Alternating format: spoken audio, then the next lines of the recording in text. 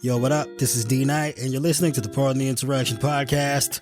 My oh my, we've had so much going on. For starters, in case you missed it, we've got a new addition to the Pardon Pie family, Tara Dublin. Make sure you go follow her on Twitter at Tara Dublin Rocks.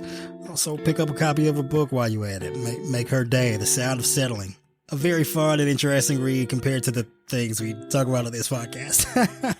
But yeah, we're heading toward the do or die time for the 2024 election. Go ahead and hit up JoeBiden.com. Get that man like $1 a month or something. Help his campaign staff up and get prepared to try and save our democracy. And make sure to grab like one other person you know and tell them about the podcast. Make sure they subscribe and tune in every single week. We got a lot of things coming up for you this year. We need all the support that we can get. So if you do your part and help us grow our audience, we'll do our part and help elect Joe Biden in 2024 and save American democracy. And this is the Pardon the Insurrection podcast. Yo, what up? It's your boy D Knight, and you're listening to the Pardon the Insurrection podcast. What we have for you today is yet another Pocket Pardon episode, because of course, the news never stops. Not around here, it doesn't. Of course, your boy Ron DeSantis got booed down in Florida yesterday after attending an event down in Jacksonville where he offered his condolences to the victims of the shooting in Jacksonville on Saturday.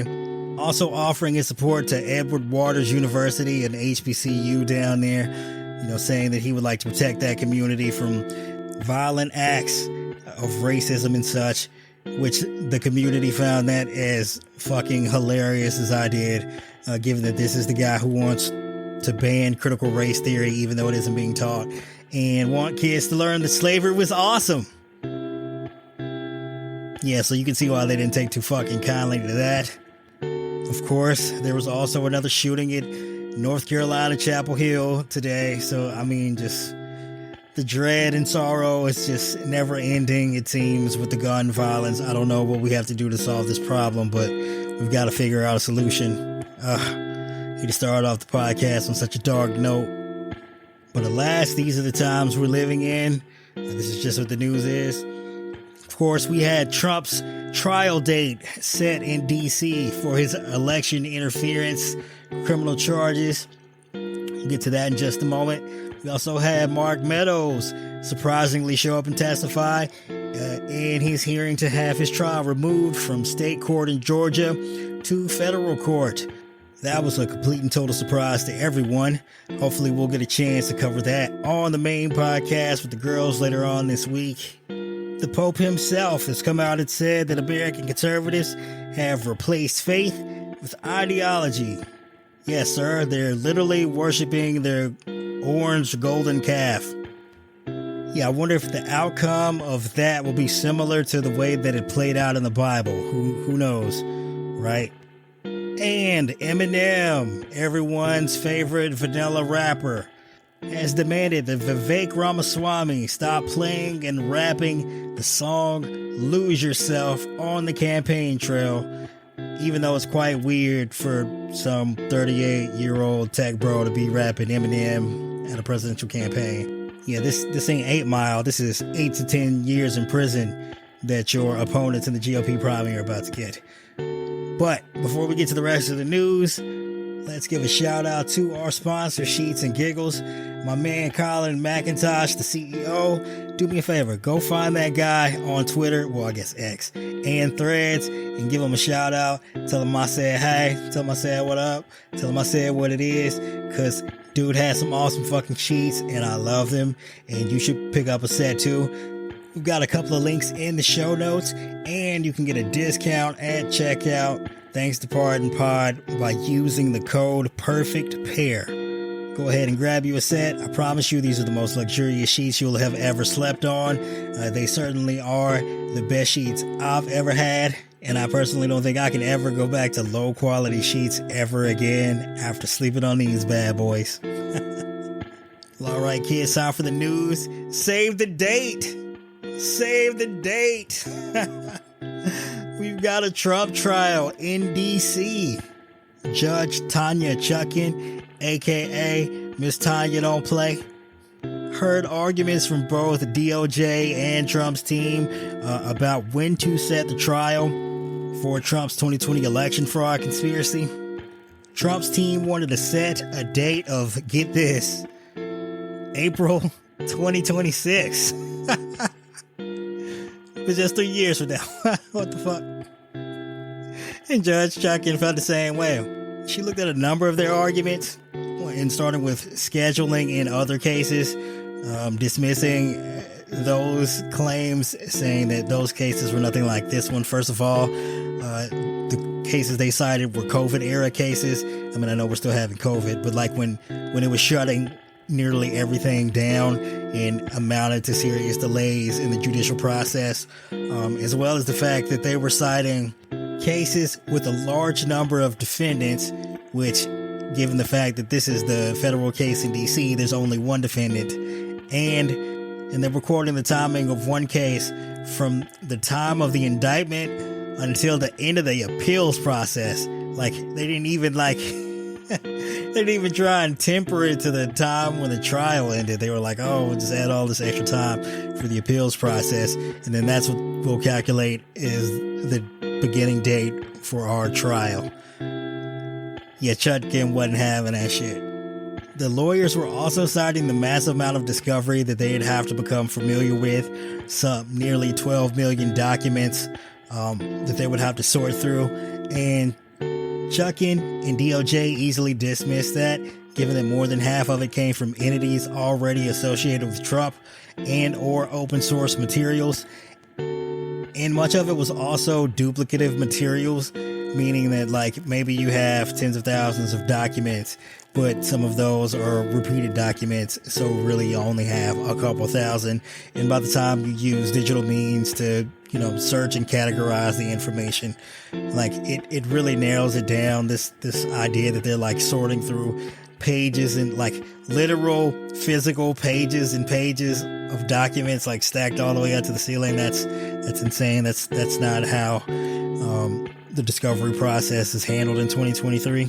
And DOJ even quoted Trump's lawyer going on TV saying like that, you know, Mike Pence was going to be a great witness for them, and he'd already read Pence's book twice, and he was already preparing cross-examination. And like, I mean, these guys run this scam on TV, and then it comes back to bite them in court. It's fucking awesome. I'm glad we have a special counsel in this particular instance that is engaged with the comments that are being made in the media and actively using those in their legal filings and legal arguments in court. It's fucking awesome. Hung them out to dry. And Chuckan made her decision that the trial will be held on March the 4th, one day before Super Tuesday of the Republican primary. So Trump's trial is going to begin on Monday, and then Tuesday, Republicans across a number of states all over the country are going to have to go to the voting booth and decide whether or not they want to nominate a person who might be convicted of serious criminal activity. And I bet they'll be thinking, damn, do I want to support a fucking criminal? And then even if they do want to support a criminal, they'll probably be thinking, damn, can a criminally indicted president win? Well, you know, maybe potentially criminally convicted president. Because the way his lawyers are arguing, I don't see it going too well for him. Another crazy thing about the proceeding is like Trump's lawyers just fucking whining incessantly about every little thing, playing victim. Like, Judge Chuckan ain't finna let you come in here with your little white tears and try and throw a pity parade. She was like, man, get the fuck up out of here with this. Like Laurel arguing that because the trial be occurring so soon that he won't be able to provide an adequate legal defense. I guess this is like trying to plant the seeds for an appeal early on before the trial even begins or some such. Also, Laura was just like yelling and saying shit like, this man's liberty and life is at stake. And Chuckan is like, I get that, bro, but you're not getting 2 more years. This case ain't going to trial in 2026.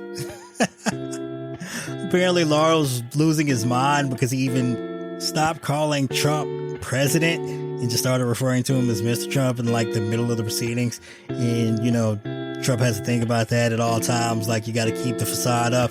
and try and influence just the public, the legal system, judges, lawyers, with this prestigious title, even given the fact that he's no longer president anymore. And of course, Chuckan don't respect that shit at all. She constantly calls him Mr. Trump. She ain't ever referred to that man as president. Probably didn't refer to him as president when he was in the fucking White House, and I respect that, Judge. That's what I'm talking about. You may have forgotten, but Trump's hush money case involving paying off Stormy Daniels in New York is set to begin on March 25th of 2024. So given that it's only a couple of weeks after the beginning of this current trial, there could potentially be some scheduling conflicts.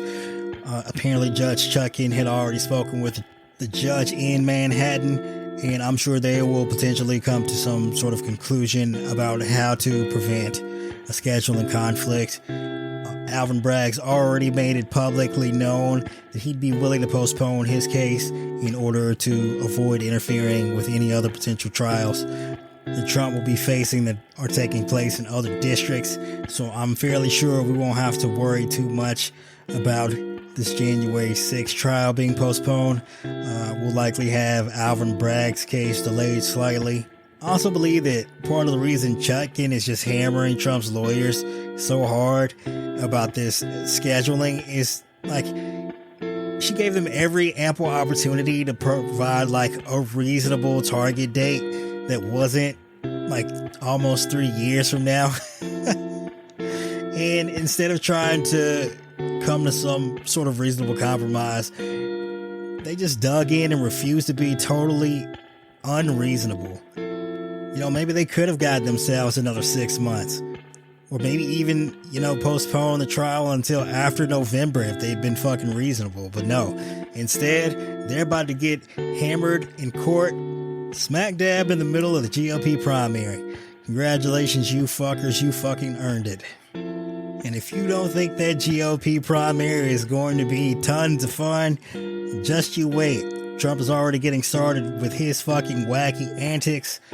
He posted on Truth Social earlier today. Get this. Rumor are strong in political circles that Ron DeSantis, whose presidential run is in shambles and whose poll numbers have absolutely crashed, putting him third and fourth in some states, will be dropping out of the presidential race in order to run in Florida against Rick Scott for Senate. Now that's an interesting one, isn't it? I think the most fun fact about this tweet is that he spelled rumor wrong. And first of all, there's supposed to be an S. It's supposed to be plural, as in rumors are strong. But, typos get made sometimes. I make them all the time. So in that regard, I'm willing to cut him a little slack, except for the fact that he spelled rumor R-O-O-M-E-R. Like bedroom or bathroom or something. It's like, all you people in your fucking rooms, you fucking rumors. It's like groomer, but without the G. I don't know what happened here. It's incredible that this dude somehow managed to make his way all the way to the fucking White House. What were white people thinking? I'm sorry. I hate to blame y'all. I know y'all listening, but y'all did this. We didn't vote for that dude. It's bananas. Oh my God. I don't know. Maybe Trump supporters enjoy the idea of having someone who has an equal level of intelligence as they do, being wealthy and being in a position of power. I don't know. Maybe they feel as though because Trump can do it, anyone can do it. And I guess to some degree, I feel like that as well. If Trump can do this shit, other than being black, why can't I? Well, that being black thing is a kind of a major hurdle, given, like I said, what we've seen in Jacksonville over the course of the weekend. Anyway, hate to take it back to a dark place, but yeah. So, Trump is out here doing his thing, where he invents lies out of whole cloth to sabotage his political opponents, except this time Republicans are finally going to be the victims and Democrats get to sit back and watch, if not pour gasoline on the fucking fire, right?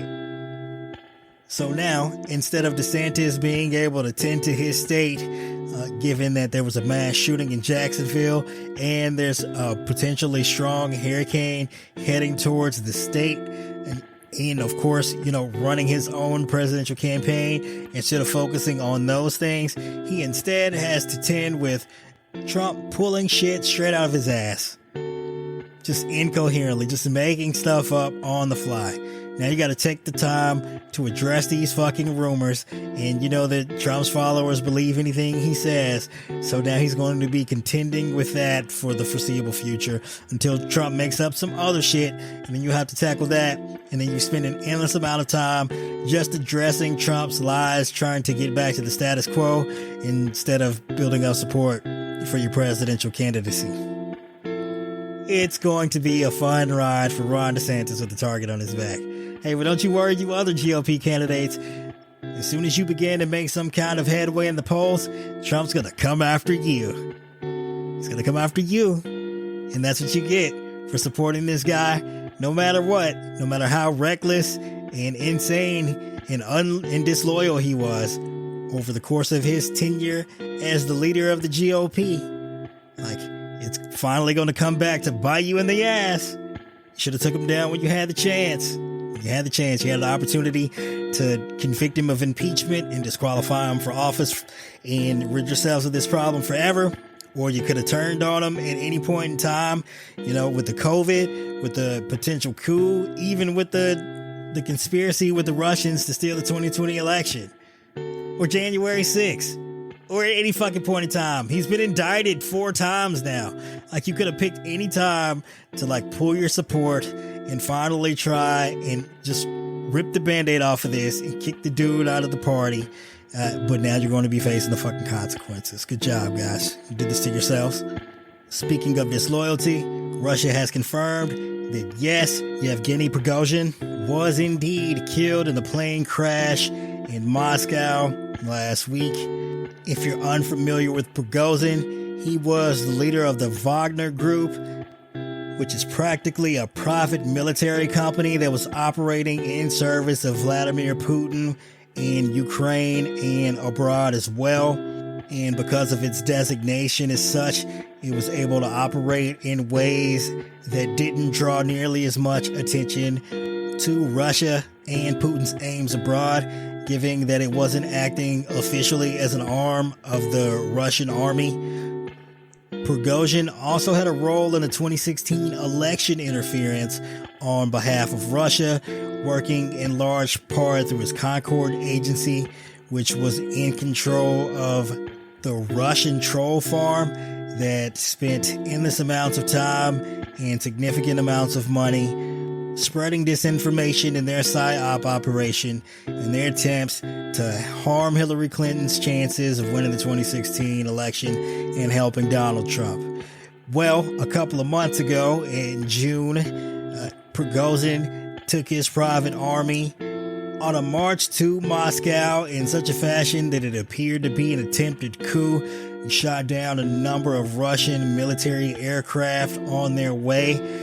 They made their way unopposed through Russia, stopping practically a couple hundred miles outside of Moscow city limits, apparently reorganizing and rethinking his strategy, assuming that he didn't expect to make it all the way to Moscow unopposed. It was eventually negotiated between he and Putin that he would surrender his position as the leader of the Wagner group and instead be exiled to Belarus, where presumably Putin could keep him at arm's length while also keeping an eye on him through his surrogate, if not crony, Alexander Lukashenko, president of Belarus.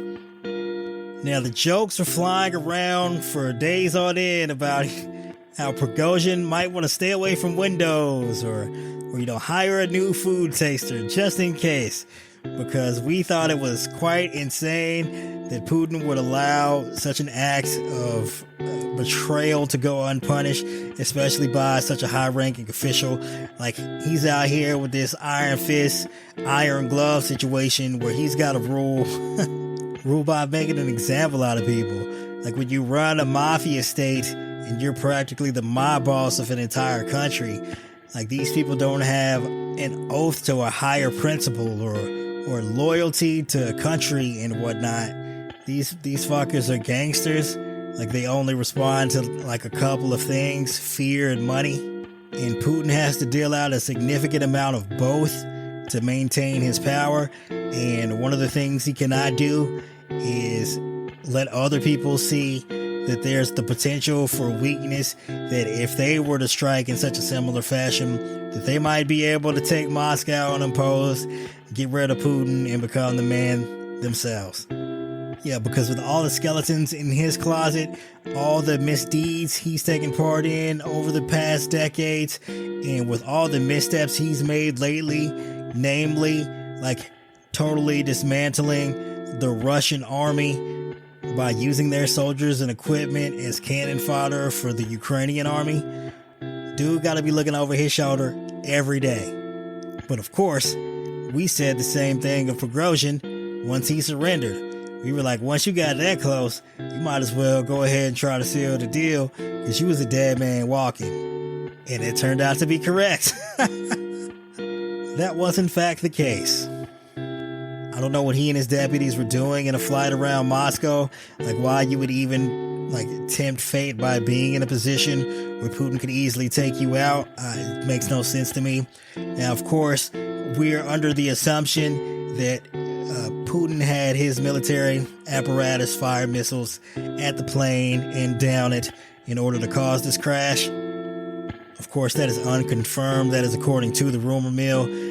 But the fact that he's willing to fire missiles over Moscow, man, that's some crazy shit. Like, I'm absolutely certain that other oligarchs are looking at that like, damn, yeah, if we got some plans to do some Prigozhin type shit where we try and roll up in Moscow, well, as the saying goes, if you shoot at the king, you better not miss, because the king will fucking shoot back. It's also incredible because Prigozhin was viewed as like a national hero for his efforts with the Wagner group, out there on the front lines, quite often with his own troops. He had a very high level of support from the soldiers in his employ and across Moscow. He was one of the few prominent figures in Russia that could publicly criticize Putin and seem to face no potential backlash from the public and no consequences from Putin himself. Of course, he would have been in that position if not for Putin handpicking him in the first place and giving him access to the financial apparatus that initially helped him to build his catering business and, eventually the Wagner group. So this coup was honestly of Putin's own making. You spend all this time and energy affecting control over the country by installing these people and giving them a small amount of power and wealth, and they eventually accumulate power and wealth of their own and decide that they eventually would like to make their own moves on the chessboard. They no longer want to be the pawns, they want to become the kings. And this is totally familiar territory for autocratic and dictatorial rule, right? You build these guys up, and then if you want to stay in power, you got to take them down. And Putin reminds me very much of Trump in this one regard. As far as we've known, Prigozhin's been very loyal to Putin over the years, been very instrumental in helping Putin carry out a number of his plans in Russia and abroad. And so for Putin to eventually end up taking him out in this fashion, it's eerily fucking similar to Trump trying to hang Mike Pence on January 6th after years of unquestioned loyalty to Trump on behalf of Pence. Pence is just lucky that Trump no longer has control over military strikes, or he'd be sharing a similar fate as Yevgeny Prigozhin. And that concludes this episode of Pardon the Insurrection.